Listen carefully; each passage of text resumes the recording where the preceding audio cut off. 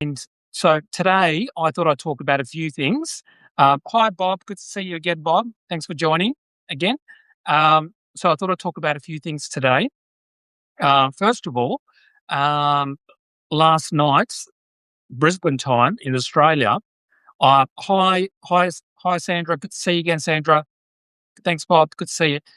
Last night I was at home on the couch, hanging out with Nibbles. Hi, Kimmy. Good to see you again, Kimmy. Thanks for joining, Kimmy. Hi, T. Good to see you again too. So last night I was on the couch, hanging out with Nibbles. We're just chilling out, and I was ready to go to bed. And then I saw breaking news that former Prince Andrew Mountbatten Windsor, what a name, Mountbatten Windsor, um, was basically arrested at his castle, or well, at his not a castle anymore, his property. And it was interesting to see. Now, there's a bit more information that's come out about that, and basically, I think a lot of people were thinking, okay, so it's obviously connected to Epstein.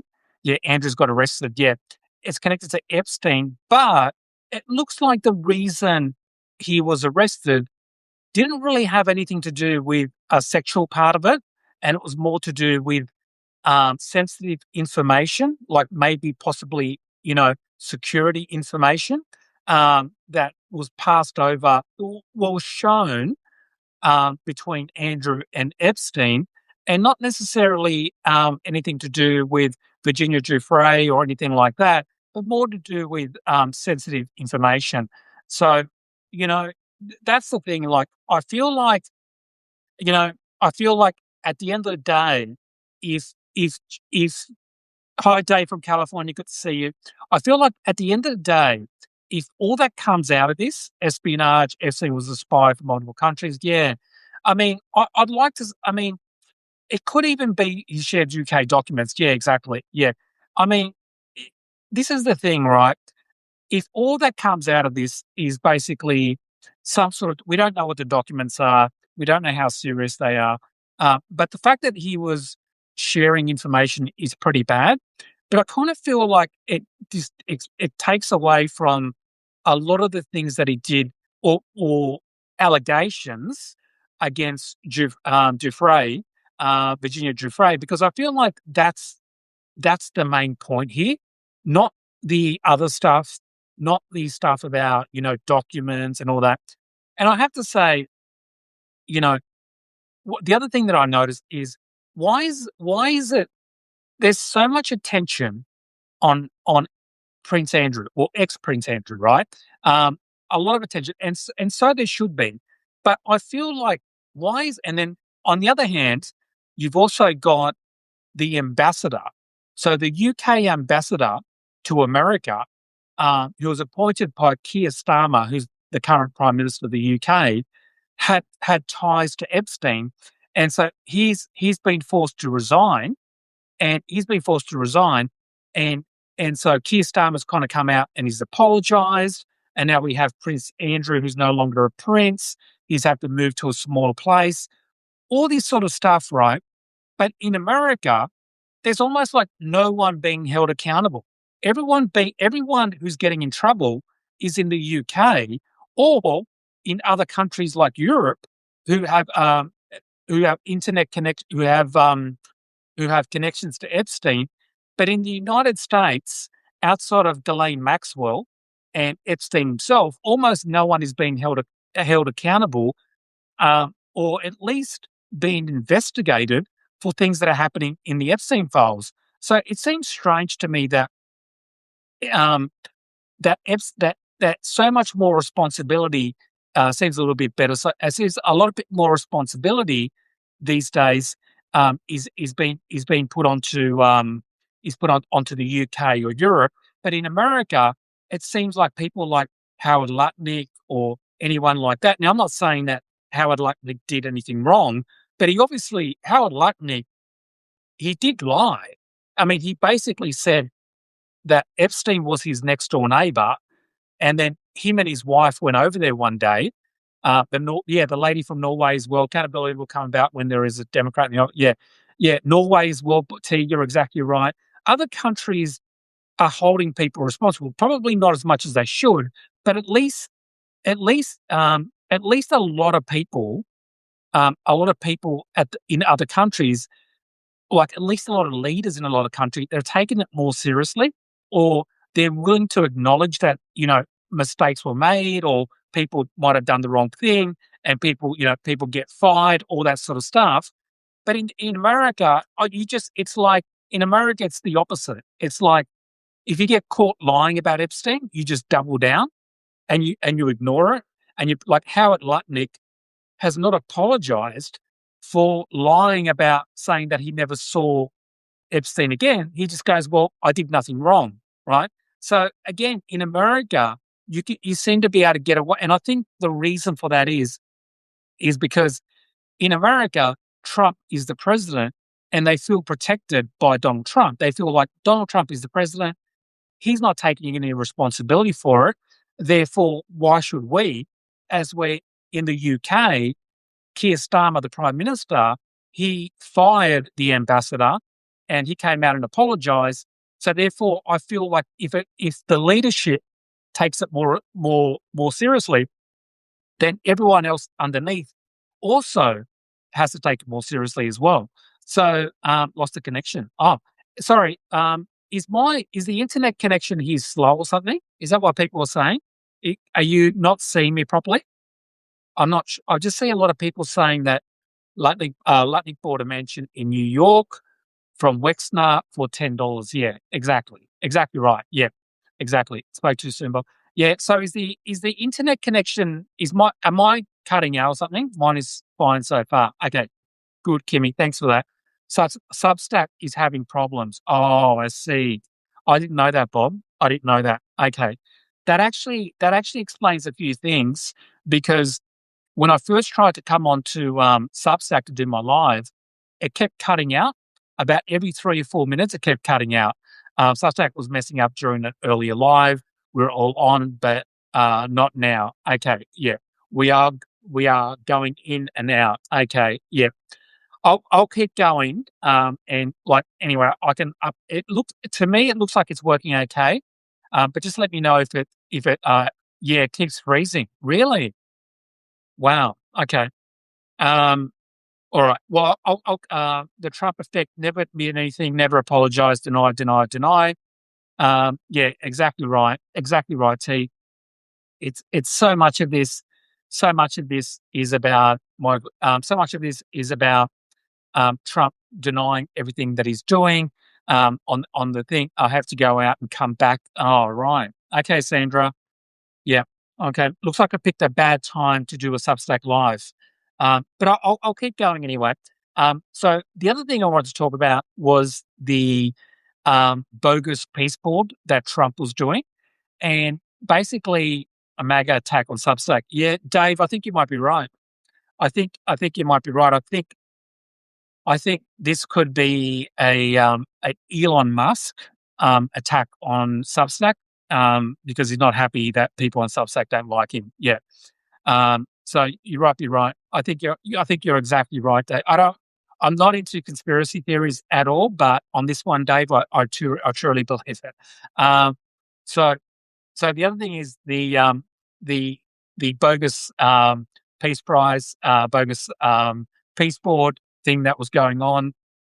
It was like I just yeah, it's so crazy to me when I think about Hunter Biden and I think about how MAGA lost their minds, right, with Hunter Biden and everything. Like, basically, let's see what Hunter Biden did, right, and the crooked Joe Biden, right, what they did wrong. So Hunter Biden did get on the seat of Burisma, right, in Ukraine. And look, let's be honest, he wouldn't have been on the seat of Burisma if he wasn't Biden's dad. Now, that sort of thing is very common where people get onto boards, right? Because they have family connections. That's a very, very common thing, right? It's not necessarily like a big corrupt thing, but it does show that having connections can get you jobs. Now, he was on, he was on good money, but whatever he made at Burisma was like, we're not talking hundreds of millions of dollars, right? The other thing was, um, he was selling paintings and he was making a couple of $1,000s from paintings, right? So now you've got Hunter Biden, who did take advantage of his dad's name, but there's no evidence that Joe Biden in any way profited from whatever Hunter Biden did, or like that. And the fact that children, rich people of powerful children of power. I mean, let's just be honest. Like, if you're rich and powerful, of course your children are going to have a different life.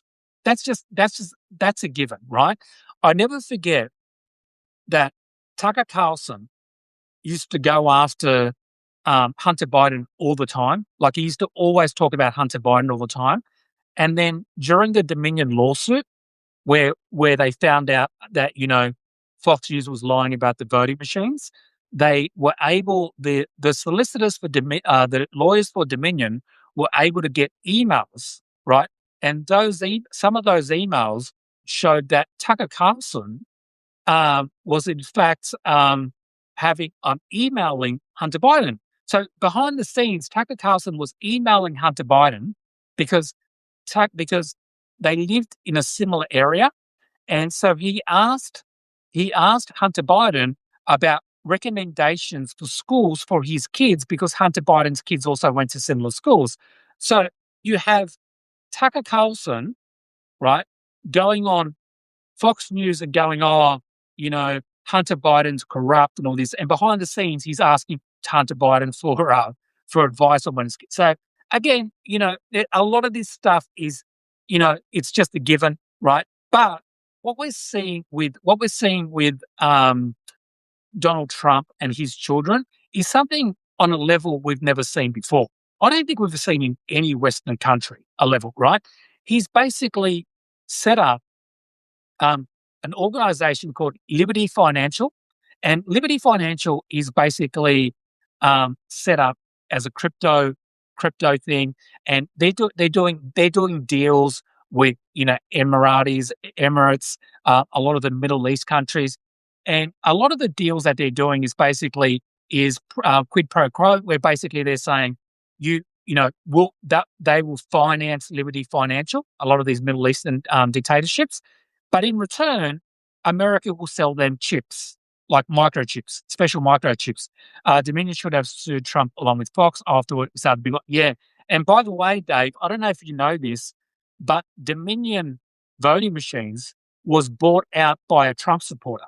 So the person who owns Dominion voting machines is no longer the people who sued Fox News. They're now owned by they're now owned by a Trump supporter. So that's the scary part about this whole Dominion thing, because Trump can now come out and say Dominion this, Dominion that, Dominion that, because the person who currently owns Dominion machines, voting machines, is a Trump supporter. So it's no longer the same company that sold before. So Trump has a lot more leeway to get away with lying about the voting machines, and that also worries me. Now, I don't think this is going to happen. I don't think it would happen. But what if the current owners of Dominion voting machines, right, who are Trump supporters, come out and give some testimony to say that there was some truth to it or whatever? I don't think they're going to do that, because if they did that, they would have to prove that in court. So I don't think it would happen. But this is a very different landscape that we're dealing with now, right? You've got Tulsi Gabbard, who's basically the chief spy of the United States, showing up in Fulton, County in Georgia, trying to pull, like electoral things out of there. Hi, Izzy. Good to see you again, Izzy. Now, Izzy, just to warn you, we're apparently having some Substack problems at the moment. We're having some connection problems.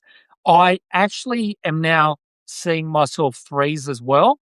So I don't know if there's even anybody watching anymore, because it's really coming in and out.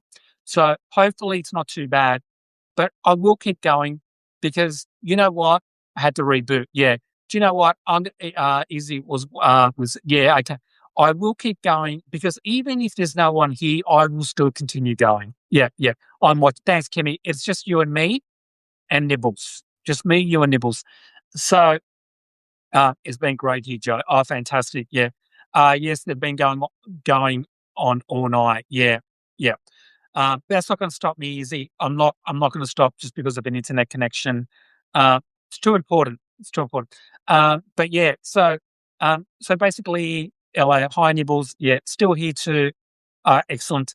But yeah, so basically, it is a bit of a scary thing with the voting stuff that's going on in Trump. Um, I actually don't think Trump is going to be able to do too much about it because ultimately he has to go through the courts, and he's not going to get away with stuff with the courts. So I don't actually think that he's going to get away with it. Yeah, thanks, Izzy. Yeah, let's do it together. Let's do it together. But yeah, but I do think that the corruption, the corruption that we're seeing from the Trump administration is on a level that we haven't seen before. You had Eric Trump and Donald Trump Jr. go on like on TV and talk about Liberty Financial, and they always come up with this excuse, and the excuse is that the banks went after them and all this stuff, so they had to set up all these so, crypto things to get around doing business because they were because everyone was coming after them. So in a sense, the Trump family is saying that they were forced to be corrupt, right? Basically, the new Trump family line is, yes, we are doing corrupt things, but we're only doing corrupt things because we're forced to do corrupt things, right? That's kind of become the new line of the Trump administration. Now, I don't know how well that's going to go. Now, obviously, with the 20% of the hardcore MAGA people, they will believe anything the Trump family says, right? They will talk to you endlessly about Hunter Biden selling paintings, but they have no problems at all with Liberty Financial, where they've literally made over $1 billion plus dollars, right? You're talking about hundreds of thousands of dollars with Hunter Biden, and you're talking about billions of dollars with Donald Trump. And again, their only excuse is we were forced to become corrupt. So again, and the other thing is they try to make it out like if you're open about it, then you can't be corrupt. That's kind of the Trump line is, well, we're being open about it. So that's kind of like saying like someone shows up to a bank, right, to rob a bank, and one person wears a mask and the other person doesn't wear a mask. Therefore, the person who doesn't wear a mask is actually innocent because weren't hiding who they were when they were trying to steal what, right? This makes no sense. It doesn't matter if they're being open about their corruption. Yeah, yeah, exactly, Sandra. It doesn't matter. If you rob a bank without a mask, you're still going to go to jail for robbery just because you can't just go, you know what? Yeah, I did rob that bank. But I was forced to rob that bank because no one would give me a loan, right? That's the kind of thing they're saying, right? I'm forced to rob a bank because no one that's the Trump administration's excuse with Liberty Financial and all that sort of stuff. I'm being forced to do it. But since I'm not wearing a mask while I rob you, therefore I can't be guilty of a crime, right? Exactly, Donna. Yeah, exactly. So again, these people, just because you're open about your corruption doesn't mean you're not corrupt. But unfortunately, to a lot of Trump supporters, I mean, this is I think, the thing that I think the Trump administration, MAGA does better than Democrats is, yeah, it's so Trump. Exactly, Sandra. The thing that the Trump administration and MAGA do better than Democrats is it's always easier to do things like with Hunter Biden and Burisma. It's like an easier story. Do you know what I mean? It's like, wait a sec, he got this job because his dad, right? Or he was selling paintings because of his dad. Now, with Trump, a lot of the stuff that they're doing is complicated, right? Liberty Financial is it's not that complicated, but it's complicated for a lot of people. So therefore, a lot of people, it's a harder story to tell, right? A lot of times when MAGA do things, they always pick the thing about that's the easiest story to tell, right? They're much better at marketing a story, like crooked Joe Biden, and then like they give him a slogan, they give him a nickname, they give him a slogan, and then the facts don't matter, right? It's the same thing with like January 6th, right? Now the January 6th story from the Trump administration is, well, there was all these feds that were there. Why was the FBI there, right? Was there a lot of FBI there? Yeah, there were a lot of FBI there. But there was people trying to there were people breaking into the Capitol. So that's kind of the FBI's job, is to stop people from breaking into the Capitol. That's part of their job, right? To protect, right, politicians. So of course they're there. But to the MAGA people, it's an easy narrative to tell them, right? They just kind of go along with it, right? So again, it's always the easy narrative that they push, and we always have to tell a more complicated story. And when you have to tell a more complicated story, it, you lose the audience a bit. I think that's what happens. And again, this kind of goes into like Stephen Colbert this week with the FCC, right? And we basically had James Talarico, who I don't know that much about James Talarico. I've seen him interviewed a couple of times. He's young. I quite like him, actually. Everything I know about him, I like about him, right? He's very religious. He's a Christian. But I will say one of the things I love about James Talarico is that even though, because I'm not religious, right? So I'm an atheist, but I'm not one of those atheists who are against religion. I was brought up a Catholic, and I still have friends who are Christians and all that stuff. So I'm not against religion, but I am against putting religion into politics. And I always been a big supporter of separation of church and state. And one of the things that I've noticed is that politicians on both sides don't talk about the separation of church and state the way they used to. I think like it used to get talked a lot more. It's like, yeah, you got a right to be religious, for any religion, but you don't have a right to. That's not part of the government.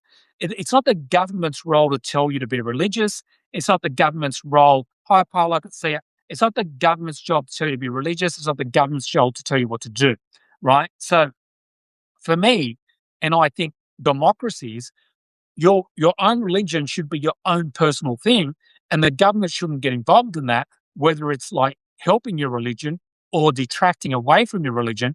And the thing I like about James Talarico is that he finally, like I call it, yeah, correct. And so yeah, so the thing I like about James Talarico is that he's very religious, right? But he always talks about the separation of church and state. And he talked about it on Stephen Colbert's show. And he's from Texas, and Talarico is a Christian who believes in the separation of state, and he's a true follower of the truth. Yeah, exactly, Lizzie. Yeah. And he says, like, he said this great line. He says, Christian nationalism is there's nothing Christian about Christian nationalism, right? And I think that's true. He's going after the Christian nationalists, and that's something that I think a lot of Democrats would be scared of doing, because when you go after Christian nationalists, you might also go up. People, it can be interpreted that you're also going after Christian people in general. I'm an atheist. Talarico is my favorite. Yeah, saying Parla. Yeah, exactly, Parla. I'm an atheist as well, and I like James Talarico because we need more people who are religious and emphasize the separation of church and state. Yeah, because it's like Democrats are too scared to do it. I do believe Democrats do believe in the separation of church and state. I think they obviously do, but they don't want to get wedged. And I understand this. They don't want to. Democrats are already in some communities thought of as less positive about Christianity, for example. And therefore, big John Ossoff, yeah. And also because Democrats, among some Christians, for some reason in the United States, if you're a Christian, you're more likely to be a conservative, right? And therefore, it doesn't matter whether it was Barack Obama was religious, Joe Biden was a Catholic. They always try to pigeonhole them as being like anti Christianity, right? And I think some of that has worked. So therefore, because of that, a lot of Democrats are too afraid to talk about separation of church and state and all that sort of stuff because they don't want to get wedged into that thing. And I think James Talarico can get away with it because he is very religious. He's part of the church and all that. And because of that, right, he can get away with separation of church and state. And I think it's a great thing because a lot of people who will look at him will go, okay, well, it's not like it's one thing to be like an atheist to say that. So if you're an atheist and you talk about this stuff, obviously, it's people are going to go, well, you're an atheist, so of course you're going to say that. But when it's coming from someone who's very religious and Christian and all that, they have more credibility, and people in the middle, right, might think, okay, well, that's an interesting thing. There isn't a lot of, Christian nationalism isn't a very Christian thing. I'm saying that as someone who grew up as a Catholic, but I'm an atheist now, so I'm not trying to be religious. I do not believe in God. I'm just saying that. Nothing against it. Nothing against it.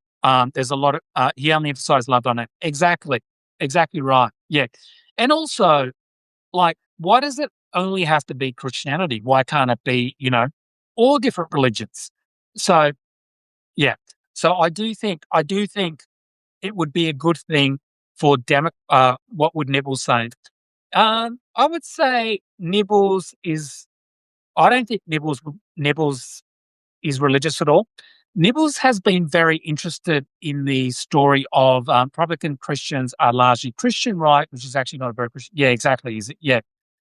Nibbles, my dog Nibbles, has been very interested in that story from Japan about the monkey punch. I don't know if you've heard about that story. There's a monkey who's only like 6 or 7 months old, and the monkey is living in Japan, and the mother monkey has basically said, I don't want anything to do with you. So this little this little monkey, his whole family has basically. So it's anyway. It's a big story. You don't want to know about. It has to be discussed at some point. I'm happy he's talking about separation of church and state. Yeah, look, I think you're right. Look, Republicans Christian. Yeah, I think it would be good for Democrats to get back some of that, as it's out, to get back, you know, the idea that they're not religious because it's not really real. Like, okay, so would there be? I think it's probably fair to say that if you're an atheist, agnostic, you're probably more likely to be a Democrat, right? I think that's probably right.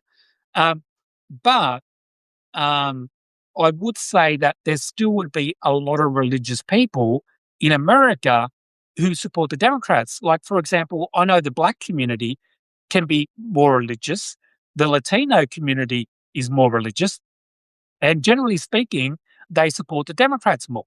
So it's not like um, the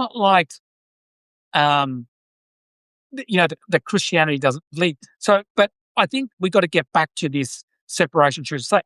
I will say that I think a good talking point for me, if I was someone like James Talarico or someone Democratic Party, is a lot of people on the MAGA side are very obsessed about, like, for example, they will talk about Muslims. So a lot of, you have people like Laura Loomer, who's like the Rasputin of the MAGA movement, and all she posts about, and there's a lot of people in the MAGA side, right? They're all post about how bad, Islam is and how bad Muslims are, and Zoran Mandami is part of Hamas and all this sort of. So you get a lot of that stuff on the MAGA side, that all Muslims are bad. There's no such thing as a good Muslim, and or every Muslim's part of 9/11, all that. So you get a lot of that stuff, right, from their side. And then they'll talk about, oh, well, in the Middle East, you can't have freedom of religion and you can't have this and you can't have that, right? So they'll be criticizing Middle Eastern dictatorships about saying you can't have you just can't be a Christian there, whatever, right? Yet at the same time, a lot of these people want to turn the United States into a Christian nationalist country, like an Christian ethno state. So they wanted to, on the one hand, they're criticizing Middle Eastern countries for being dictatorships, right? And being only accepting of people who are Muslim or Islam or part of Islam, right? While they want to turn America into a mirror of that, but instead of Islam, they want it to be Christianity. Like, like they are. This is the hilarious bit. They will then say that the Democrats they will say the Democrats, hi Tamara, that Democrats are closer. So they'll compare Democrats to Hamas. They'll compare, hi Taylor, they'll compare Democrats to Middle Eastern countries like Laura Lumen. Oh, they love the Middle East or that.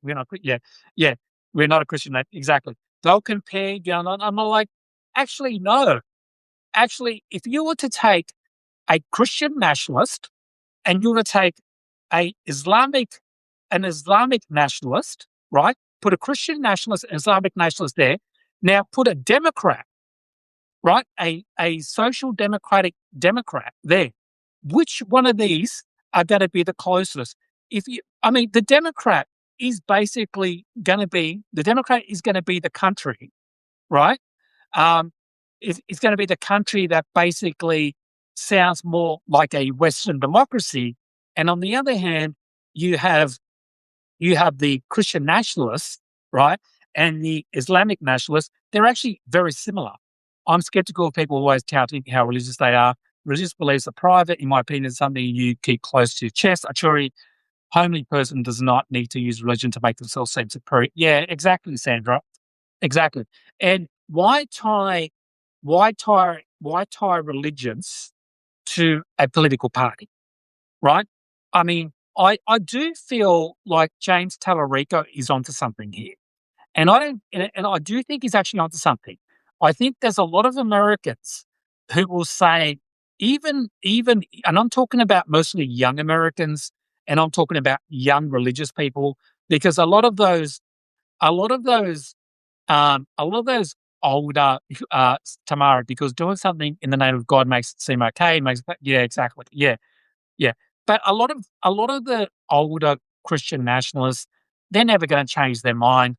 But a lot of the Zoomers or millennials who are religious, I think they're more open to looking at different things, right? Separation of church and state. Yeah, exactly. So I think there's a big place for someone like James Talarico to go, you know what? I'm a very, very religious person, which he is, very religious person. However, I don't want to tell you, my fellow American, what you should believe in. That's up to you. And that to me is a very democratic thing, right? I don't mean Democratic Party.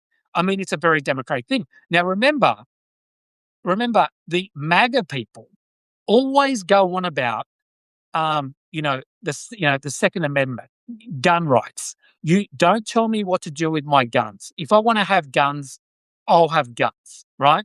When the Democratic Party was in power and Michelle Obama wanted to bring in like healthy lunches, they were like, oh no, don't tell us what to eat. Mind your own business, right? Mind your own business about guns. Mind your own business about what to eat. Mind your own business about telling us what to do during COVID. Don't tell us what to do. If we want to take a vaccine, we won't. Don't. This is the whole MAGA thing. Don't tell us what to do. However, when it comes to religion, it's like they want to tell everybody what to do. You have to be a Christian, you have to be a Christian nationalism, and you have to vote for the Republicans. So it's like they have this like contradictory argument, right? Where they want to push religion onto people. Now, you would think that someone who was for the Second Amendment, the First Amendment, and all this freedom thing, you would want to be someone who also pushes the separation of church and state, which basically says if you want to be a Christian, be a Christian. If you want to be a Sikh, be a Sikh. Doesn't matter what you are. That's none of our business. This to me seems like something that that the Christian that particular type of party, which professes to have, like, is like, oh, we're all about freedom and freedom this and not religious, but I love the true person of Jesus. He absolutely was caring for the least. Yes. Do you know that the right is pushing a Sharia law scare lately? I don't know what they're basing it. Seems like, yeah, like T. There's a whole bunch of lies going around at the moment about this is a lot of this is started by Laura Loomer. Laura Loomer is constantly pushing anti-Muslim stuff. She's obsessed with anti-Muslim stuff. But anyway, she was pushing this story that people high up in the Muslim community in America, they want to ban dogs, right? They will push it. It's actually not true. They want to ban dogs, right? So, the only person I know in politics who kills dogs because they play up, little puppy dogs because they play up, is Christy No. So I don't know if they should be talking about dogs when Christy No literally killed her puppy because the puppy played up. Cousin wrote a good article about that. Yeah. So again, the thing is, T, when you have to exaggerate a story or you have to make up a story, yeah, she is a piece of shit. Yeah. Yeah. And you have to make up all the story and stuff like that. And so the thing about Laura Loomer is that she's very, very strong on, yes, Joe. Yeah, exactly. Yeah. I mean, Laura Loomer is a big supporter of Israel, the Jewish community, because she's Jewish and stuff. And there's nothing wrong with that. She should be able to be. But why, if you're someone, she's also shot innocent guy. Yeah. If you're someone who's like worried about the way Jewish people are being treated, and there's certainly been a rise in anti-Semitism, there's no doubt about that. And if you're worried about that, why would you do the same thing to another religion? Like, that's just nuts. Like, why get upset about anti-Semitism while you do Islamophobia at the same time?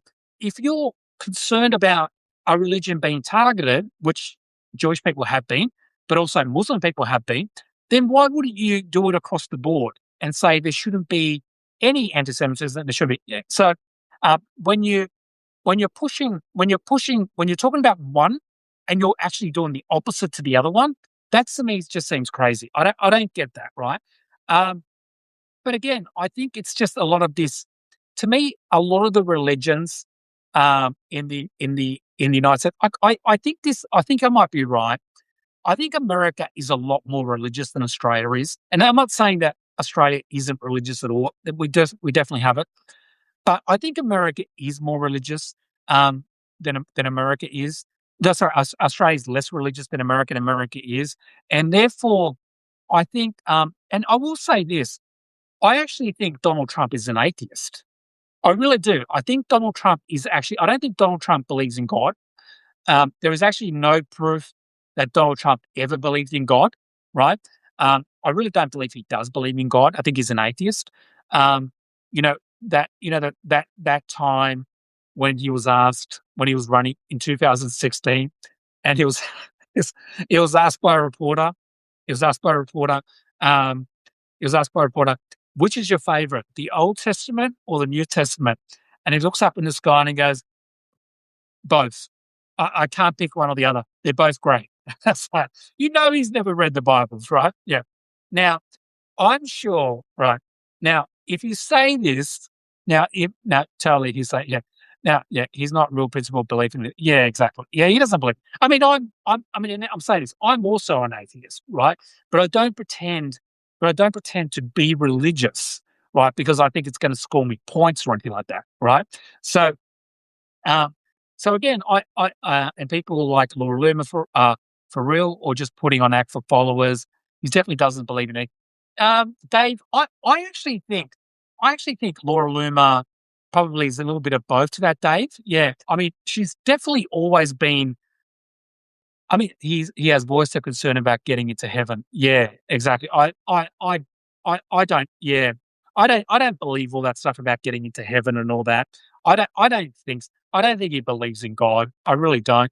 Now, there could be this thing, like, apparently, as people get older and they realize that they're not gonna be around for another 30 years or 40 years, that people can start looking for, they might start believing in something because they feel like they don't wanna die, and then nothing happens, and it's like a scary thing to think that, you die and then nothing happens. So, it could be a little bit of like, "Oh, maybe it's true," whatever. Um, but I certainly don't think that Trump, in any way is really believes in any type of religion. Trump is faking that getting into heaven. Yeah, exactly. I don't think he cares about that stuff. Yeah. Um, but, yeah, I think James Talarico, the separation church, he doesn't believe in anything but himself. He has never been religious and is an absolute opportunistic of that. He does not give a shit about any of that. Yeah, exactly. Is he? I know. He doesn't care about religion or any of that. I mean, there are 2 arguments to that. That is a lot of, sorry, was meant to be tongue in cheek. Um, a lot of the, I'm sure there are people in the MAGA movement who know he's not religious, right? They know he's not religious, but they think that he's gonna give them what they want. For example, stricter abortion things, stricter abortion laws, all those sort of things that they want, and therefore they're willing to go along with Trump not being religious because at least they get what they want in terms of that. But the thing is I think Joe Biden was sincerely a religious person. I really do. I think Joe Biden was sincerely a religious person. Um, I think Obama was sincerely a religious person. I do think sometimes with politicians that maybe religion is more of a cultural thing to them than they actually believe in God, and that when you die you go to heaven and all that. I think to some people, like, I wouldn't be surprised. Um, I wouldn't be surprised if someone like Barack Obama culturally felt religious, but didn't actually believe that you die and suddenly Jesus shows up and all this. I wouldn't be surprised if he doesn't actually believe that. I mean, I don't know for sure, but I wouldn't be surprised at that because I know people who are religious, and and if you ask them, do you really believe in in everything that happened in the Bible, and you die and you end up in this place and all this sort of stuff. And they're like, probably not. But I grew up religious and I like the social aspect of it. I like a lot of the beliefs that Jesus taught. And so I do find when you talk to people who say that, they're not necessarily 100% bought into when you die, you go to heaven, all that sort of stuff. So they still believe he's sanctioned by God and is carrying out God's will. They have a whole line about, yeah, exactly. You die, suddenly Jesus shows up. Yeah. Yeah. I mean, you know, I'm an atheist, but I mean, what happens if I do die and he's actually there, Dave? What do I do? I'll have a little bit of explaining to do. Although I was an altar boy in primary school when I was young because I went to religious schools all my life. So, I've hedged my bets, put it that way. I've hedged my bets just in case. Um, but yeah, so that's pretty much, I think it does worry me.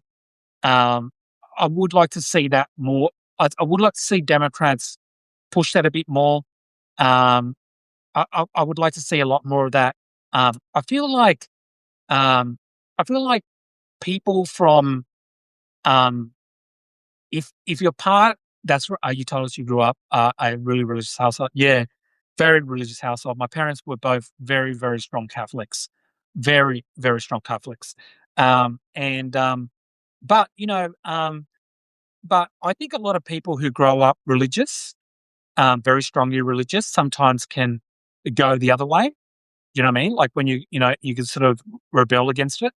Um, but yeah, but I think a lot of are your folks still around you? No, my parents passed away, but only recently. My parents passed away after COVID, not from COVID, but they both passed away within 2 years of each other. So I think my my father passed away in 2021, and then my mother passed away last year.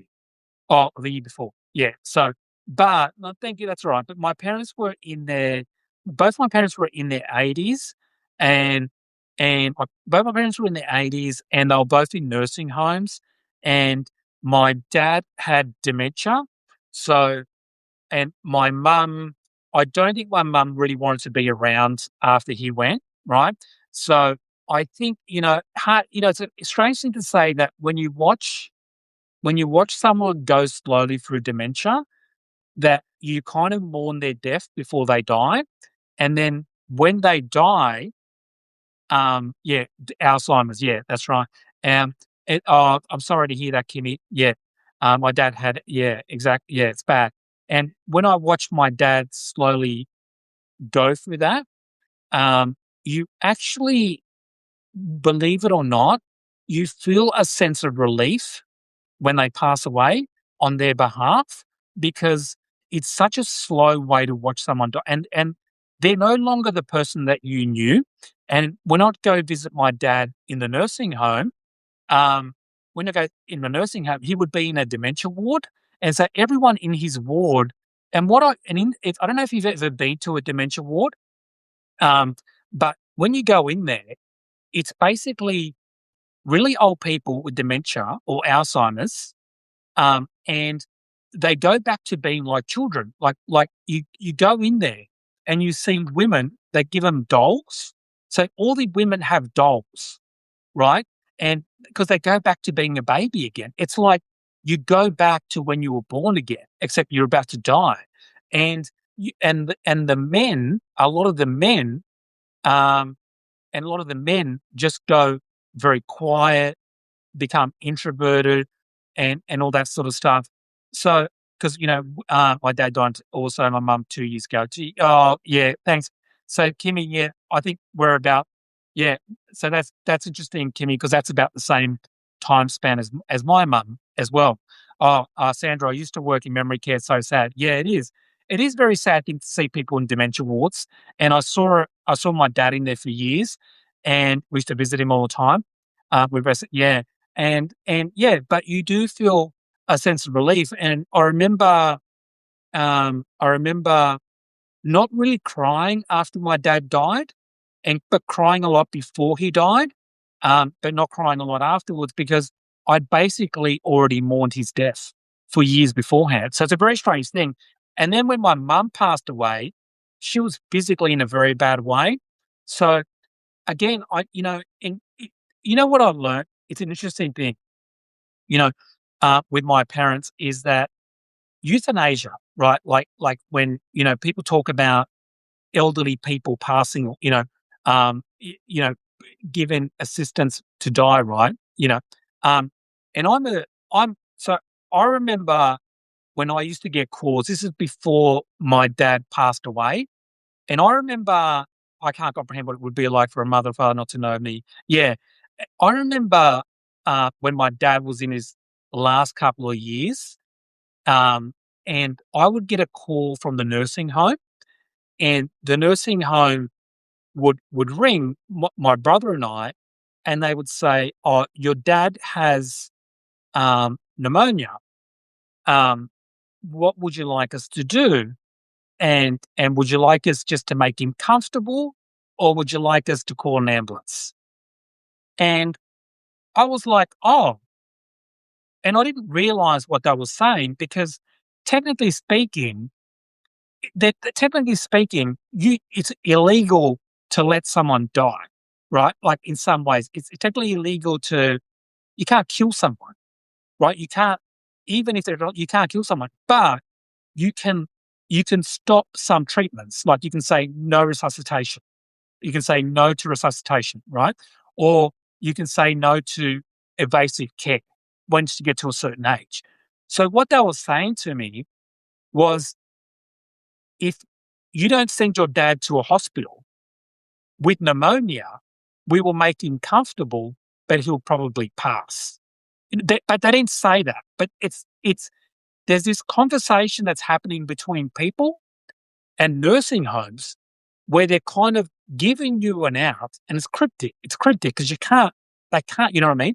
And and the first time he did it, they did it to me. My brother and I got off the phone and we spoke to each other and I said, "Are they saying what I think they're saying?" And I'm like, "Yeah." And I'm saying, "Well, what do we do?" And my brother was like, "Well, we have to send him to hospital." And so we sent him to hospital and he got antibiotics and he got better. But that always stuck in my head was did I make the right decision?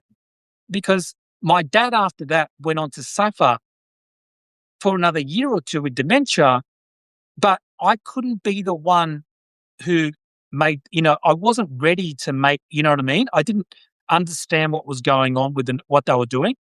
For him to have living wills, I think, yeah, exactly right.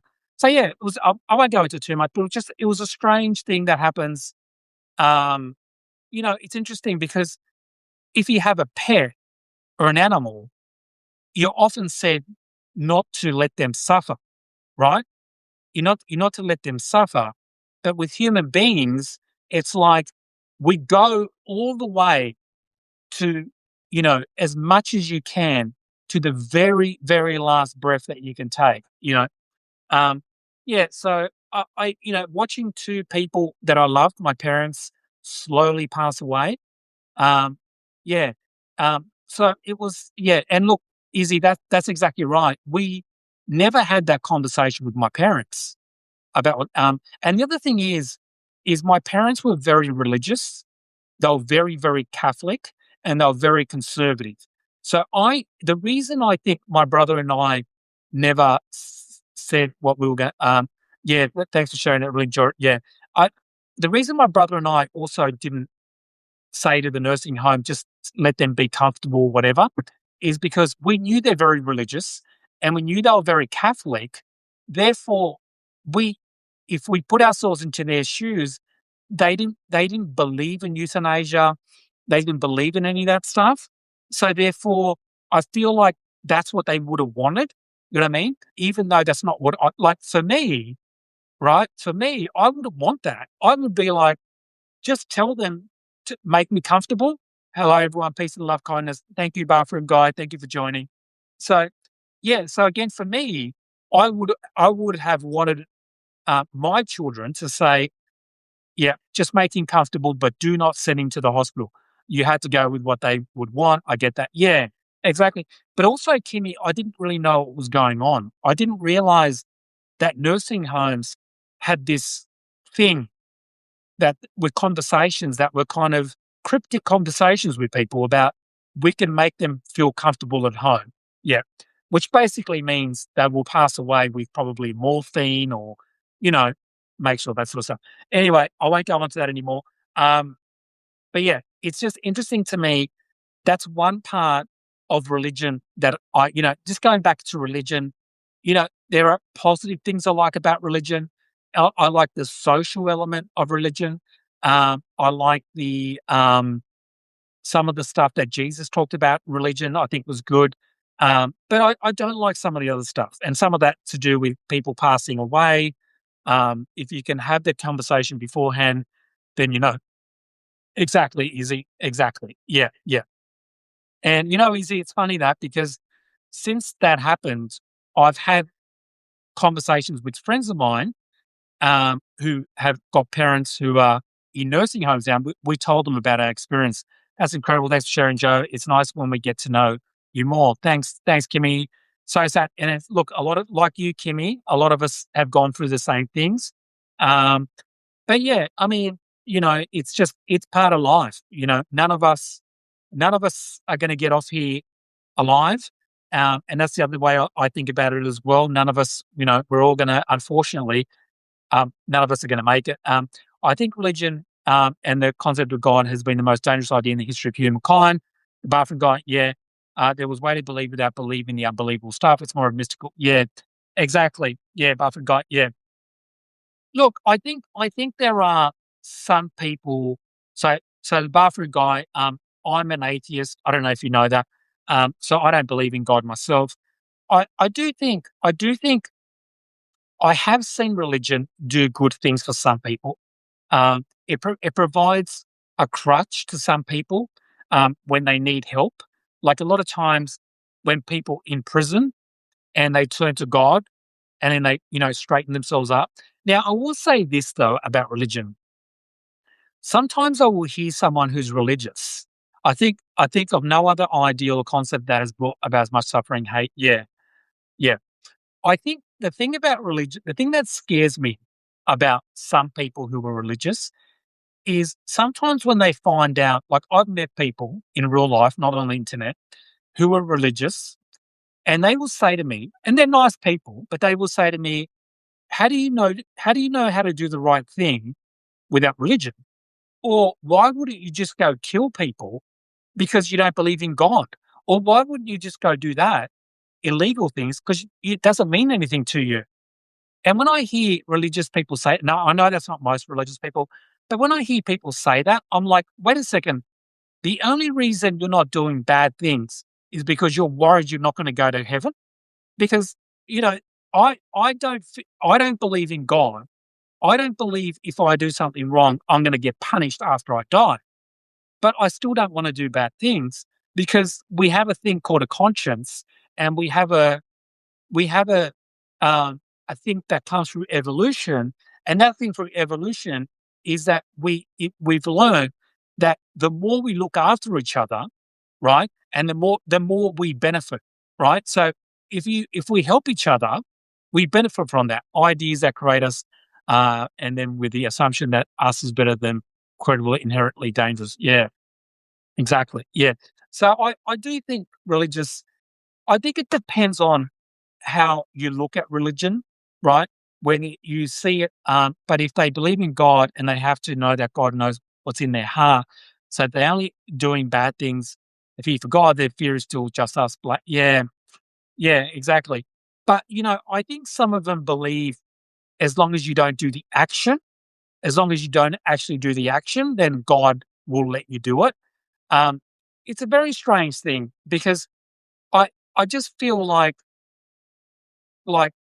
why use religion as a reason to, for example, you will have people who will, especially MAGA, who will talk about animals, right? They will talk about how much they love animals, right? Not Christy Nome. Christy Nome isn't one of those people, but you will have MAGA, but we have an inner moral compass, and that guides us. Yeah, that is the problem, though, Kimmy. The belief in God that historically caused humans to behave. Um, well, yeah, exactly. And I think this thing that we can't be good people unless there's religion is just not true, right? Um, because um, at the end of the day, you know, so many people will say, I don't consider myself atheist, but I don't believe in my unorganized religion. I would consider myself spiritual, not religious. I don't need to go to church. I can find Jesus right at home at the yoga studio. I don't need to talk about it out loud anyway. Yeah, exactly, Sandra. Exactly. And there's nothing wrong with, I don't think there's anything wrong with believing God or spirituality or any of that stuff. I just think, I think it's when you, I think it's when you use it as a reason to go after other people. Have a conscience, exactly. It's personally, leave our soul and spirit, which guides us whether we follow or not. Yeah. It's so outrageous that they think a person can only do good if they believe in the heart that Sky Daddy is a personal savior and will let them. Yeah, exactly. Yeah. I mean, this is the thing, right? The idea, right? And I will say this Western democracies, you know, they're not perfect. Australia's not perfect. Europe's not perfect. Scandinavia's not perfect. America, Canada are not perfect. But I think overall, we have um, we have a, a better system of government, and the reason why that better system of government works well is that we separate church and state. Right? We don't force religion onto any individual. Right? And so and so in my opinion, the less the government gets involved in people's religion, the more the better society it's going to be, right? And I mean, in my personal life, we just a slavery owner in the 1700s would have been able to justify his using the Bible just because we have evolved morally. Yeah, exactly right. Yeah, and that's the thing. Yeah, yeah. And look, a lot of times, religion. I will never ever say no one is perfect, but they're hard. Yeah, no one. Like the thing is that um, no, I think people use religion. When I see two people debating the Bible. So you'll have someone like James Talarico debating the Bible from the left, and then you'll have someone from the right debating. Now, I don't have any problem with that. But to me, debating the Bible, I wouldn't do myself, right? Because and also I wouldn't do it from a political point of view, right? Because then we're talking about a text that's 2,000 years old, has been interpreted 300 different ways, and all these sort of stuff. So I personally wouldn't use the Bible as a way to talk about politics, policy. I mean, that's where I find the problem, right? Because because in the Bible you can find justification for slavery, but then also there were people who got rid of slavery who used the Bible as a reason to get rid of slavery. So you can interpret it both ways. You can interpret it, it's good to get for slavery, but it's also bad against slavery. So again, I think, I think I don't think the Bible should be involved in policy. It's about using cognitive reasoning based on reality and evidence, not imaginary dude in that sky. So it's yeah, exactly. Yeah. Yeah. And if people want to be religious and all that because they feel a spiritual soul, I think that's fine.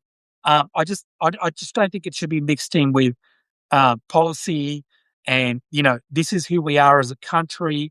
We're a Christian nation, all this sort of stuff. So yeah, I really don't feel like I don't like it when it gets mixed in with policy or people debate it, in terms of policy. And it's like, well, no, I don't. Yeah, the Catholic Church is just an extension of the Roman Empire. Yeah, yeah. And look, I was brought up in a Catholic church, and obviously the Catholic Church did a lot of awful things with pedophilia and all that sort of stuff.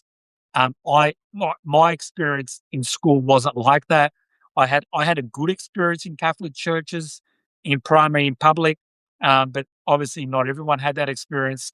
But yeah, but the one thing I didn't like about being brought up in Catholic schools is I was forced to do things like confession. I was like 8 years old and I had to go into a confession box and talk about things that I did wrong that week to a priest, right? Like that was part of I don't think that's right. I don't think I should have had to do that. I don't think I should have to force, you know, to tell, like, in a lot of times at that age group, you actually did nothing wrong. So sometimes I would go in there and I was like 9 years old or 10, and I didn't remember doing anything wrong in the weeks that gone past. And so I would just go in there and make up stuff. I would just make up stuff. I'd just say, yeah, I lied to my parents when I didn't even lie to my parents. I was just lying to the priest. So, and then the next week I'd come back and I'd say, oh, last week how I said I lied to my parents? Well, I actually didn't. I lied to you. And then and it'd be like a vicious cycle. Yeah. I would just spend most of my time lying to the priest. I was constantly lying to the priest about things that I'd done just because I didn't want to go in there and say, hello, Father, it's been 3 days since my last confession. I haven't done anything wrong. And because I think they'd probably turn around and go, come on, Joe, you must have done something wrong. I'd be like, oh, yeah, I lied to my parents. And I just make it up. I was constantly lying to the priests. That could be a problem if going to heaven. That could be Assemblywoman Deborah. Thank you for joining. I think that's awful. Little Joe trying to come up with the lies. Yeah. Well, it makes you a good liar, Sandra. Oh my goodness, that is so interesting. Very age appropriate for a kid. Yeah, you do. You come up. I remember, I remember like coming up with, I'm not saying religious people are inherently evil, nor that many of the teachers found in the holy texts are bad. The problem is when we believe in something we simply cannot prove, we subjected or harm others. Yeah, exactly. Yeah, yeah, yeah. And look, in my opinion, um, you know, I I just think like when we find out when my mother passed away, right? Um, I had a lot of people go, "Oh, I'm praying for you, Joe." And I had to do that in 7 in a Baptist church in order to be saved and get baptized. The preacher had to know what I did, bad things, and was sorry for it. It was traumatic. Yeah. I was baptized. I don't remember being baptized because I was a baby. Um, but but yeah, I mean, I think confession is the weirdest thing for a kid, honestly. Like it's a really and having to do it 2 times a week for like when you're like a kid is really because you don't have enough time to like, you don't have enough time to do stuff, right? And then if you do something really bad, you don't want to tell the priest that as well. Cause like I think I was like 12 and yeah, it was cruel. Yeah. And then afterwards, Sandra, then afterwards, they get you to do like they'll say to you, you have to do 6 Hail Marys, this and that. And so you get out of the confession box and you have to get on your knees onto the, in the church on your knees and you have to say all these Hail Marys and your knees are really, really sore afterwards. You're like, oh my God. And so you spend like, so that's why also don't want, because the more bad things you say, the more things the priest will tell you to do. I don't mind people having religion. I guess I just feel like Hitchens did about it. That is your toy. Play with it at home. Yeah, exactly. Confession for a kid is traumatizing. Yeah. So is your whole experience in church is full of guilt and trick. Yeah, it's OCD. Yeah, so wrong. Yeah. Yeah. I think but I mean, in saying that, I didn't find like overall, I would say my school experience was pretty good. Besides that, because once you get to high school, it no longer becomes compulsory to do confession. So once I was in high school was a very different experience in the Catholic church for me. You're treated more like an adult. You're given like you can make your own decisions about stuff. I remember my science teacher, who wasn't so a lot of the teachers in my high school, they were religious. They were brothers. They called brothers, and so they're like priests. And so, they would teach you English, history, but our science teacher was like a civilian. Our science teacher wasn't part of the church, right? And so I would have religious class. Joe, I bet you were the cutest little boy. I can picture you trying to come up with lights. Yeah. Yeah. Oh, you have to. You had to. Yeah, you had to. Um, and it makes you look, I've got to be honest with you, it makes you a good liar. This is religion hooked me. It holds you emotionally hostage. You simply need the church as you do. But yeah.